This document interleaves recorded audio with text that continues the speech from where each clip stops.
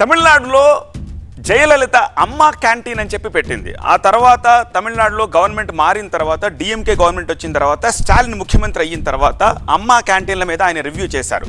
అప్పుడు ఆయన ఏం చెప్పారంటే, ఈ అమ్మ క్యాంటీన్లు కంటిన్యూ చేయండి, పేదలకి చాలా ఉపయోగకరం ఇది, సో దీన్ని ఏం మార్చొద్దు, పేరు మార్చొద్దు, ఏమీ మార్చొద్దు, కంటిన్యూ చేయండి అని చెప్పారు.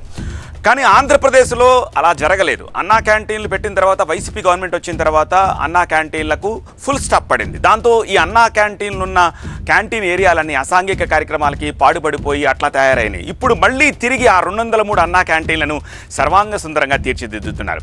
ఇక అన్నా క్యాంటీన్లకు సంబంధించిన మెనూ కూడా వచ్చేసింది. ఒక్క ఆదివారం మినహా మిగిలిన అన్ని రోజుల్లో, అంటే 6 రోజుల్లో కూడా ఈ అన్నా క్యాంటీన్లు పనిచేస్తాయి. రిమెంబర్, ఆదివారం నాడు రెస్ట్, ఆఫ్, ఆ రోజు పని చేయదు. 6 రోజులకు సంబంధించిన మెనూని కనుక మీరు ఒకసారి పరిశీలించండి, ఒకసారి చూడండి. అన్నా క్యాంటీన్లలో బ్రేక్ఫాస్ట్, లంచ్, డిన్నర్ 3 ఉంటాయి. బ్రేక్ఫాస్ట్, లంచ్, డిన్నర్ ఏదైనా సరే 5 రూపాయలే. అంటే ఒక మనిషి రోజులో 15 రూపాయలు పెట్టుకుంటే పొట్ట గడిచిపోతుంది. బ్రేక్ఫాస్ట్ ఉదయం 7:30 నుంచి 10 దాకా ఉంటుంది. లంచ్ మధ్యాహ్నం 12:30 నుంచి 3 దాకా ఉంటుంది. డిన్నర్ రాత్రి 7:30 నుంచి 9 దాకా ఉంటుంది.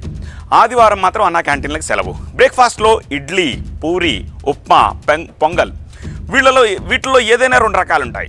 అలాగే భోజనంలో ఒక కూర వడ్డిస్తారు, పప్పు మ్యాండేటరీగా ఉంటుంది, సాంబార్ ఉంటుంది, ఒక పచ్చడి, రోటి పచ్చడి ఏదైనా వేస్తారు, పెరుగు కూడా కంపల్సరీ ఉంటుంది. సో వారంలో ఏదో ఒక రోజు స్పెషల్ రైస్ కూడా ఉంటుందంట. స్పెషల్ రైస్ అంటే ఆ రోజు న్యూట్రిషన్ కూడా యాడ్ చేయాలి కాబట్టి, ఒకవేళ కొత్తిమీర బాగా దొరికితే, తక్కువకు దొరికితే కొత్తిమీర బాగుంటే ఆ రోజు కొత్తిమీర రైస్ చేస్తారు, లేకపోతే పుదీనా రైస్ చేస్తారు. ఇట్లా ఒకరోజు స్పెషల్ రైస్ని కూడా చేస్తారు.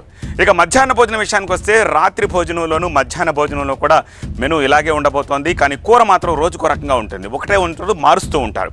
అల్పాహారంలో ప్లేటుకి 3 పూరీలు లేదా 3 ఇడ్లీలు ఉంటాయి. మార్నింగ్ బ్రేక్ఫాస్ట్లో ఉప్మా, పొంగల్ ఒక 250 గ్రాములు వడ్డిస్తారు. వైట్ రైస్ ఒక 400 గ్రాములు ఉంటుంది.